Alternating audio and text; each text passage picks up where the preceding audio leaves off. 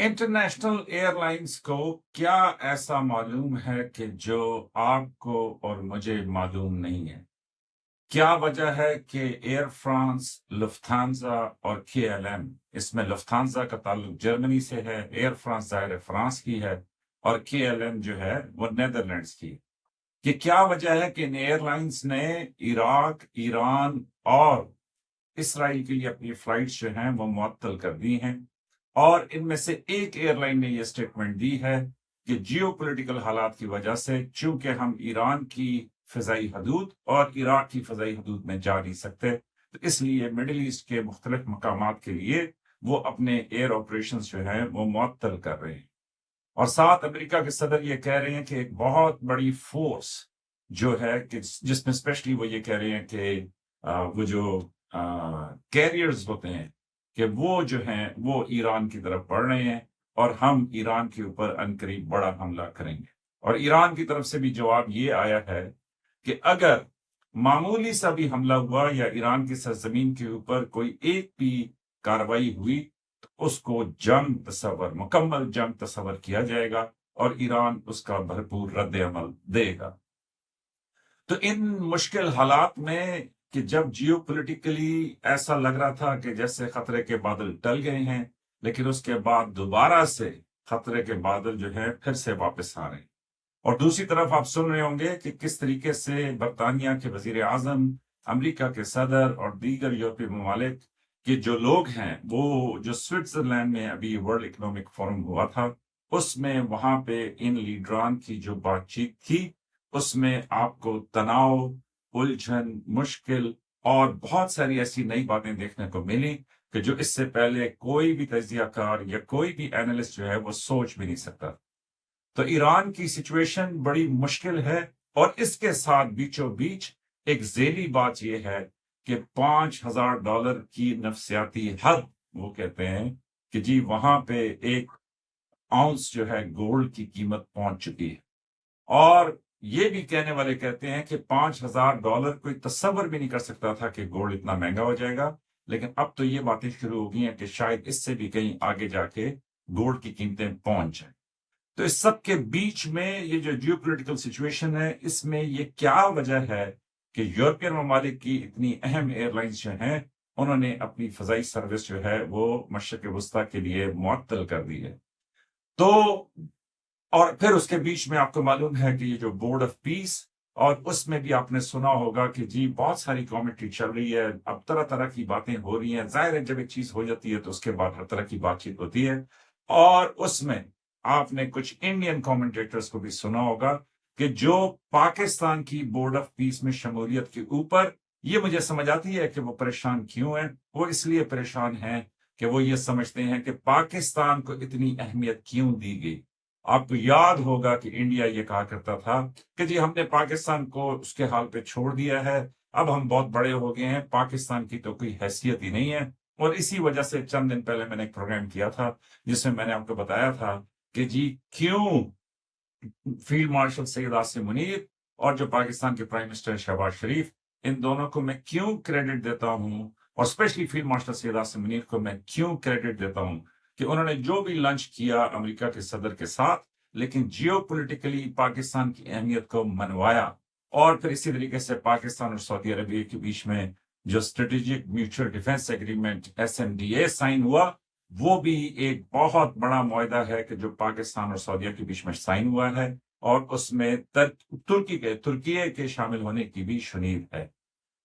तो देखें, मैं तो फौजी मनमौजी का यह प्रोग्राम इसलिए करता हूं कि मैं आपको बता सकूं कि जी कितनी अहमियत है आपकी अफवाज की, कितनी अहमियत है अफवाज से भी ज्यादा कितनी अहमियत है आपके इन बहादुर बच्चों की कि जो अपने वतन के ऊपर कुर्बान होने के लिए तैयार होते हैं, जो physically, mentally, professionally, tactically, strategically, मतलब वो इतनी उनसीयत है उनकी अपनी अफवाज के साथ और पाकिस्तान के साथ कि आपकी फोर्सेस को अब दुनिया मानती है। तो देखें, मैं आपको एक क्लिप सुनवाता हूं। You know, I like to say that we've become the continent of handbags instead of hardware. उसमें देखें कि वो कमेंटेटर्स जो कल को कुछ और कहते थे, अब ये कह रहे हैं कि जी अमेरिका के सदर یورپین یونین کی یا یورپی ممالک کی، اس لیے وہ ان کو خاطر مدارت میں نہیں لاتے یا ان کی عزت نہیں کرتے. کیوں؟ کہ یورپ کے پاس ایک مضبوط ڈیفنس فورس نہیں ہے، یورپ کے پاس ایک مضبوط آرم فورسز نہیں ہیں. اور انڈین کمنٹیٹرز بھی آج یہ کہہ رہے ہیں کہ جی پاکستان میں اصل میں پاکستان کو شامل کرنا اس لیے ضروری تھا. کیوں؟ کہ پاکستان کی جو ڈیفنس فورسز ہیں اور جو اس کی عسکری طاقت ہے، اس کی بنیاد کے اوپر یہ بہت ضروری تھا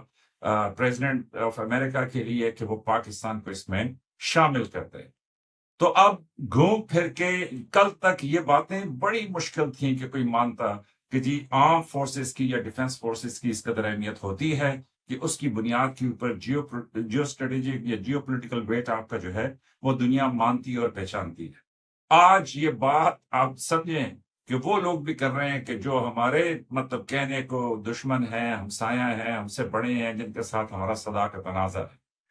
تو میں یہ سمجھتا ہوں کہ یہ جو دنیا کے حالات اس ٹائم پہ ہو گئے ہیں، ان حالات میں اور پھر ایک اور بڑا اہم نقطہ ہے، اور وہ یہ ہے کہ وہ یہ کہتے ہیں کہ جی امریکہ کبھی جرأت نہیں کر سکتا کسی ایسے ملک پہ حملہ کرنے کی کہ جس کے پاس ایٹمی صلاحیت ہو. اور آپ جانتے ہیں کہ پاکستان کے پاس پہلے تو وہ مانتے ہی نہیں تھے، کہتے تھے نہیں جی نہیں ہم اس پہ نہیں مانتے، لیکن اب وہ نہ صرف یہ کہ مانتے ہیں، پاکستان کی ایٹمی صلاحیت کو بھی مانتے ہیں اور پاکستان کی آرم فورسز کی صلاحیت کو بھی مانتے ہیں. اسی وجہ سے پاکستان چائنا کے لیے بھی بڑا اہم ہے، پاکستان امریکہ کے لیے بھی بڑا اہم ہے، اور پاکستان جو ہے روس اور مشرق وسطیٰ کے دیگر ممالک یا ایون یورپ کے لیے بھی بڑا اہم ہے. لیکن اس سب کے ساتھ یہ بات میں آپ کی ضرور مانتا ہوں کیونکہ مکمل بات کرنی چاہیے، اور وہ یہ کہ پاکستان کے اپنے لوگوں کی حالت بہتر کرنے کے لیے مطلب دیکھیں نا، اگر یہی لوگ اتنی مضبوط آرم فورسز قائم کر سکتے ہیں تو پھر پاکستان کے لوگ ایک مضبوط معیشت کیوں نہیں قائم کر سکتے؟ تو اس لیے وہ کہتے ہیں نا کہ جی معیشت تب مضبوط ہوگی جب آپ اس کے لیے اچھے حالات، ایکول اپرچونٹی، لوگوں کی پراپرٹی کا تحفظ اور اس طرح کی چیزیں کریں گے. اور اس میں یقین کریں کہ جی ابھی یہ بہت بہتر لاز پاس ہو رہے ہیں جس میں گورنمنٹ کو بھی یہ ریئلائزیشن ہے کہ لوگوں کے حقوق کا تحفظ کرنا، ان کی پراپرٹی کا، ان کی کامیابی کا، ان کے جو ان کی ساری جمع پونجی ہے اس کی حفاظت کرنا بہت ضروری ہے. تو اینی ویز اس سارے کیس میں جو اہم بات ہے وہ یہ ہے کہ دنیا کے حالات بڑی تیزی سے بدل رہے ہیں، اور ان بدلتے حالات میں پاکستان نے جس طریقے سے اپنے آپ کو پوزیشن کیا ہے تو لگتا تو یہ ہے کہ پاکستان اپنے پتے بڑے اچھے طریقے سے کھیل رہا ہے. اور اس پہ میں نے پھر بلاول بھٹو صاحب کا بھی وہ بیان سنا کہ جس میں انہوں نے یہ کہا کہ جی دیکھیں علیحدہ ہونے سے یا کہیں دور خفا ہو کے بیٹھ جانے سے کچھ نہیں ہوتا، آپ کو اسی کمرے میں موجود ہونا چاہیے کہ جہاں پہ تلخ باتیں ہو رہی ہوں، تاکہ وہاں پہ بیٹھ کے آپ دوسرے کا موقف بھی سنیں اور اس کے جواب میں اپنا موقف بھی پیش کر سکیں.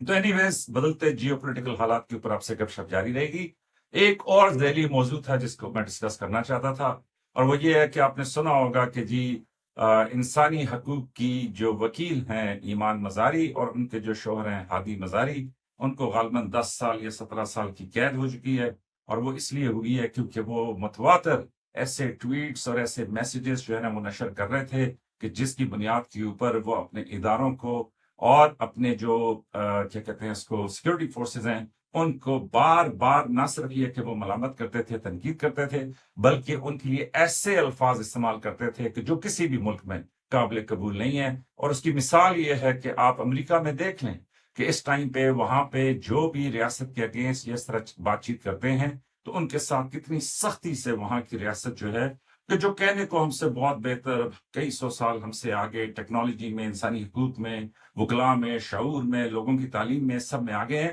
لیکن وہاں پہ بھی کتنی سختی سے ایسی بات چیت سے ہوئے.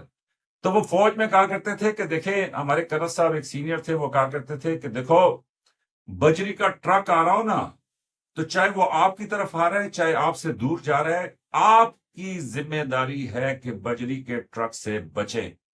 یہ مطلب چاہے بجری کا ٹرک آپ سے ٹکرا جائے یا آپ بجری کے ٹرک سے ٹکرا جائیں تو نقصان آپ کا ہی ہوگا. لیکن یہ بات تو میرے جیسے لا علم، کم فہم اور منموجی لوگوں کے لیے تھی. وکلاء تو ظاہر ہے بہت پڑھے لکھے لوگ ہوتے ہیں، تو میں نے خود بڑی ڈیٹیل میں ان کے پورے کیس کو اسٹڈی کیا ہے اور اس کے بعد ان کی ٹویٹس بھی میں نے پڑھی ہیں، لیکن اگر آپ اپنی ٹویٹ میں ایک فرد جرم عائد کر دیں اور ورڈکٹ بھی دے دیں اور ججمنٹ بھی پاس کر دیں کہ یہ ٹیررسٹ اسٹیٹ ہے، یہ یوں ہے یہاں ہے، تو میرا خیال میں، اور پھر وہ کچھ ٹویٹس اس طرح کی ہیں کہ جس میں وہ میرے جیسوں کو بھی کہ جی تم تو طوطے ہو حکومت کے اور تم پہ تو بات کرنی. دیکھیں پڑھے لکھے لوگ تو ایسے بات نہیں کرتے، وہ تو گنجائش رکھتے ہیں کہ ٹھیک ہے شاید دوسرے کا پوائنٹ آف ویو ٹھیک ہو، شاید میں اپنی تقریر سے بات چیت سے اس کو بہتر کروں. تو اینی ویز اچھی بات نہیں ہے کہ ان کو اتنی سزا ملی، لیکن ساتھ یہ بھی ضروری ہے کہ وہ بھی دیکھیں کہ وہ معاشرے میں جو مقام رکھتے ہیں سب کچھ کرتے ہیں، تو اس میں ان کو بھی چاہیے کہ وہ ایسے رویے نہ رکھیں. میں نے خود ایک ویڈیو دیکھی تھی جس میں ان کے خامن جو ہیں وہ برملا پولیس کی ایک چیک پوسٹ کے اوپر وہاں پہ، مطلب یقین کریں کہ ایسی تھا جیسے وہ توڑ پھوڑ کر رہے ہوں، کہ وہ اٹھا کے چیزیں باہر پھینک رہے تھے، دھکے دے رہے تھے. مطلب ایک یونیفارم پرسنل کو آپ کیسے ایسے کر سکتے ہیں؟ کیا آپ امریکہ میں نہیں دیکھتے کہ وہاں پہ کیا ہوا؟ تو اس لیے میں یہ سمجھتا ہوں کہ یہ افسوسناک ہے، لیکن ایٹ دا سیم ٹائم ان پڑھے لکھے لوگوں کو بھی چاہیے کہ تنقید ضرور کریں، اس کے اوپر بحث ضرور کریں، لیکن اس تنقید اور بحث کے دوران آپ کوئی ایسی بات نہ کر دیں کہ جو قانون کی گرفت میں آ جائے. تو یہ تھا آج کا فوجی من موجی. اپنا خیال رکھیے گا. آنے والے دنوں میں میرا خیال میں کہ جی آپ کہہ تو رہے ہیں کہ جی تھوڑا سا مزاحیہ کامیڈی کریں، ہم کوشش کریں گے، لیکن یہ ہے کہ حالات کچھ اس طرح کے چل رہے ہیں کہ اس میں کیا سنائیں اور کیا بتائیں اور کیسے مسکرائیں اور کیسے جو ہے دوسروں کو ہنسائیں. تو اپنا خیال رکھیے گا، لائک سبسکرائب اور شیئر کریں. آپ کی محبتوں کا بہت شکریہ.